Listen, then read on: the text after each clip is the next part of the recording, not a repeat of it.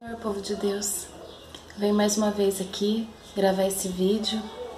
Hoje eu decidi não fazer o vídeo ao vivo porque a última live que eu fiz, a minha cachorra entrou pra dentro, não tava entendendo o porquê de eu estar falando, subiu na cama e acabou com a live. Então, hoje eu venho aqui falar a respeito de uma passagem que o Senhor colocou no meu coração ontem, e hoje eu até falei a respeito do que pode nos separar do amor de Cristo, mas essa mensagem ficou no meu coração para estar passando para cada irmão. Eu sei que essa mensagem vai chegar no destino certo. Eu não gostava muito de live, dessas coisas, achava, algo assim incomum, mas eu tenho recebido várias mensagens, não só de apoio, mas também agradecendo por cada mensagem. Eu digo que não é pregação, mas nós acabamos refletindo junto a respeito da passagem que Deus fala aos nossos corações a cada dia.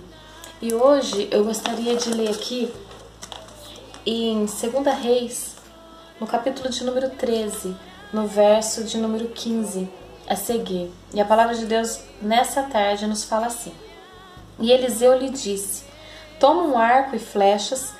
E tomou um arco e flechas. Então disse ao rei de Israel: Põe a tua mão sobre o arco. E pôs sobre ele a sua mão. E Eliseu pôs as suas mãos sobre as mãos do rei. E disse: Abre a janela para o oriente.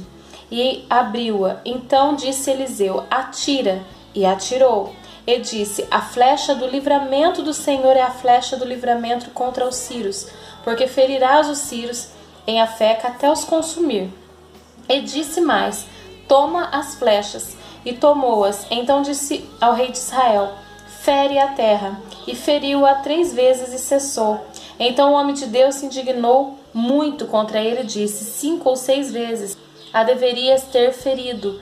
Então feririas os sírios, até os consumir. Porém agora só 3 vezes ferirás os sírios.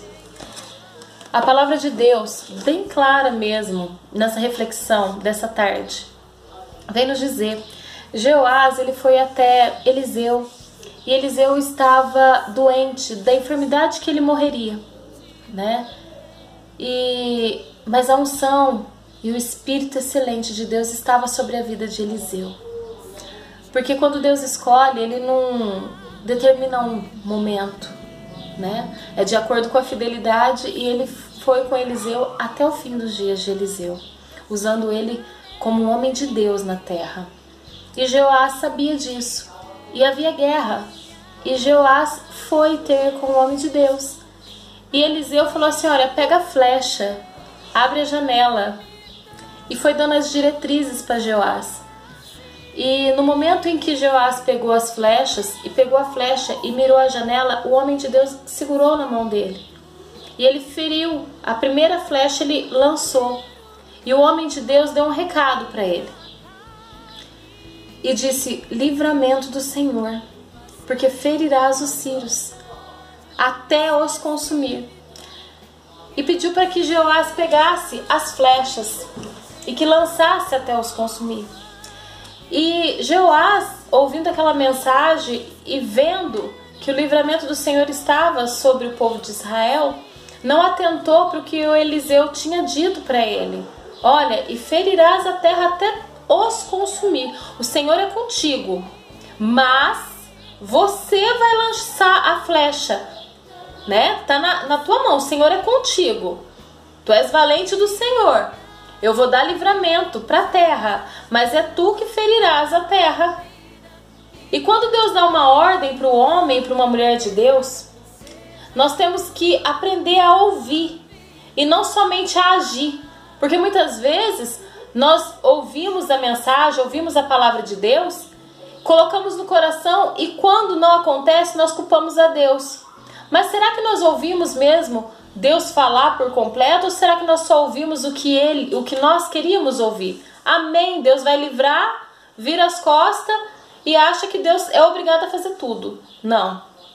Deus, quando é o teu impossível, Deus vai agir. Mas o que é para você fazer, é para você fazer.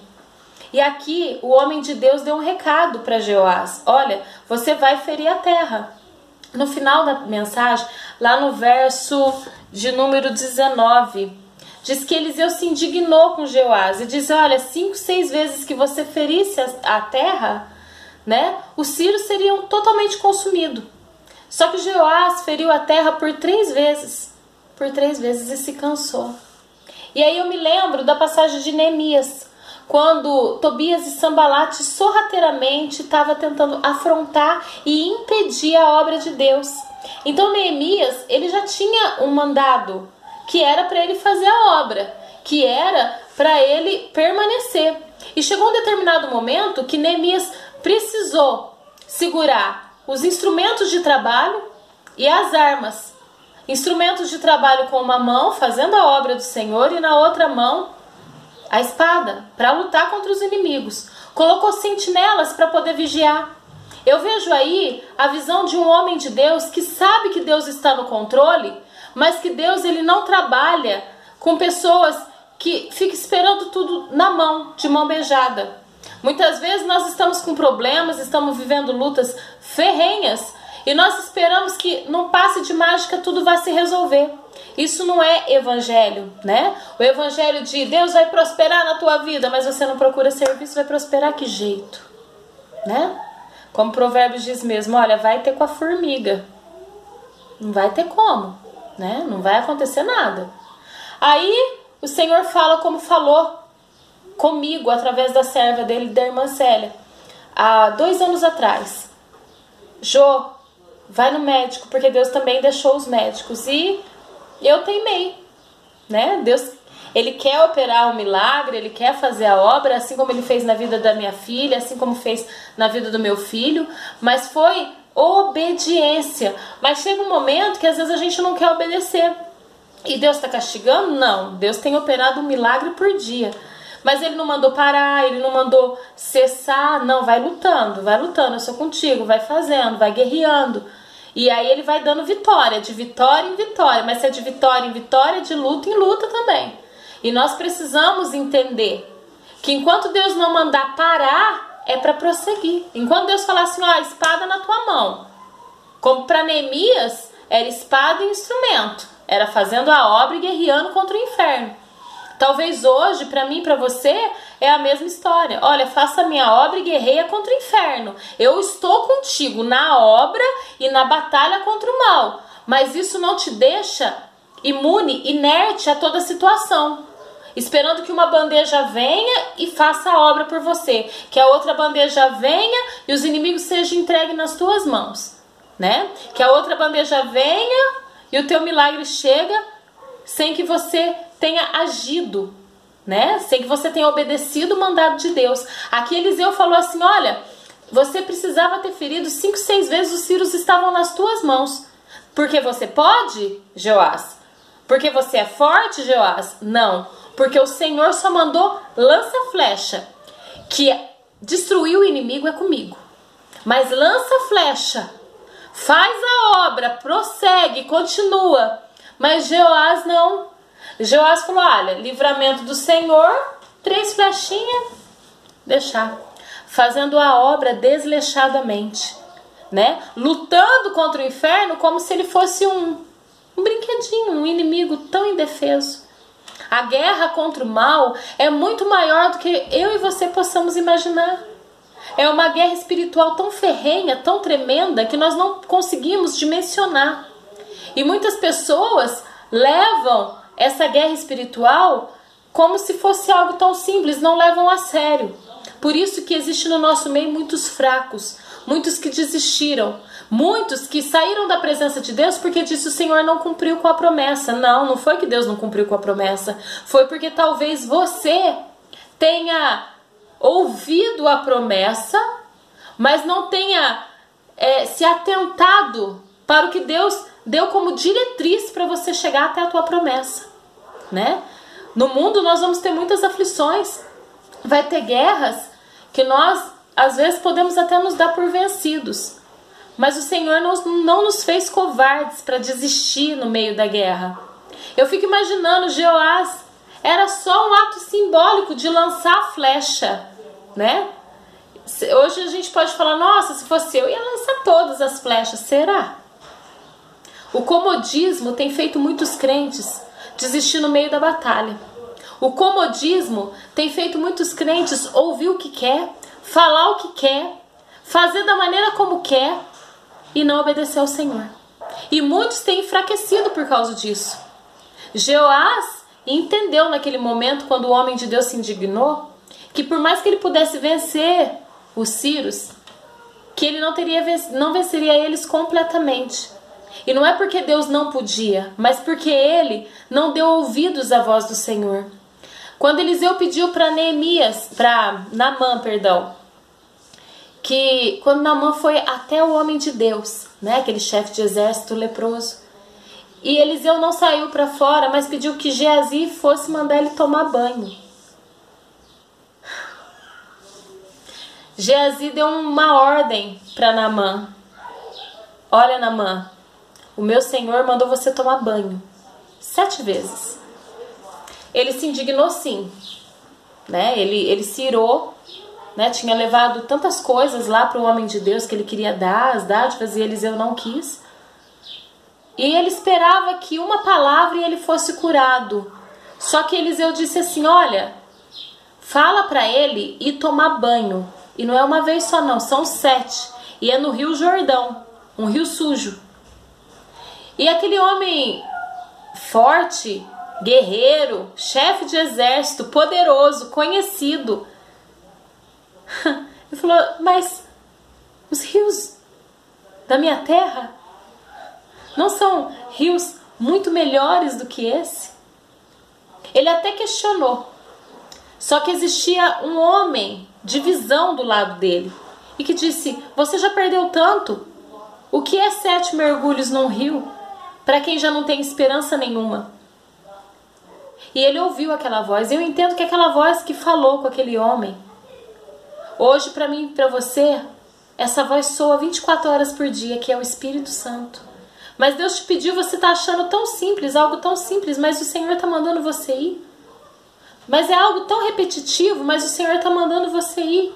E diz que é através dessa repetição cansativa que eu vou operar um milagre na tua vida.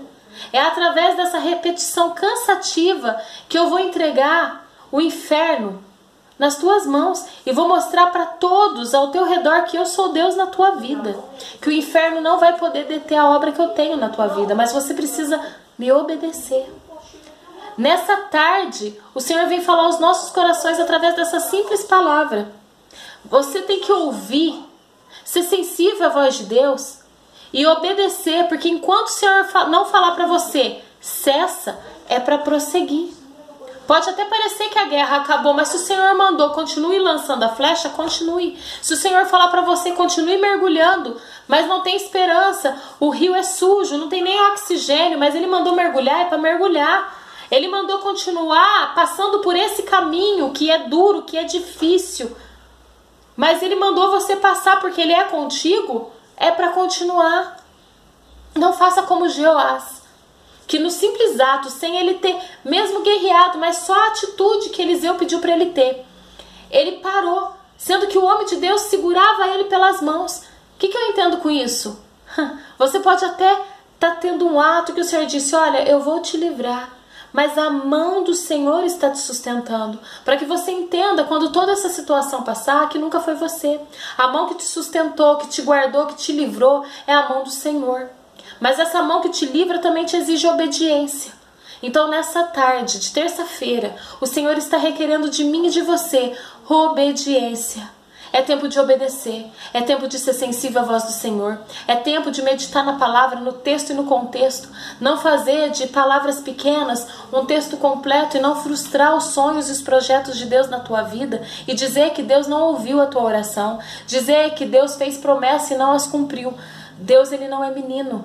A palavra que sai da boca de Deus nunca volta vazia, mas ela vai ser cumprida na tua vida, mas depende da minha e da tua obediência. Se você for fiel a Deus, se você obedecer a Deus, se você prosseguir enquanto Ele não disser pare, pode ter certeza que vai haver livramento para a tua vida completo, vai haver milagre para a tua vida completo e vai haver prosperidade para a tua vida. O melhor de Deus está em você obedecê-lo e receber o melhor que Ele tem, porque muitas vezes o melhor que nós queremos não é o melhor que Deus tem para mim e para você. Então seja persistente, perseverante, obediente, para poder ouvir do Senhor: filho meu, obediente, aqui está o teu milagre, aqui está a tua bênção, aqui está a tua provisão, porque foste fiel até o fim. Fiquem todos na paz do Senhor.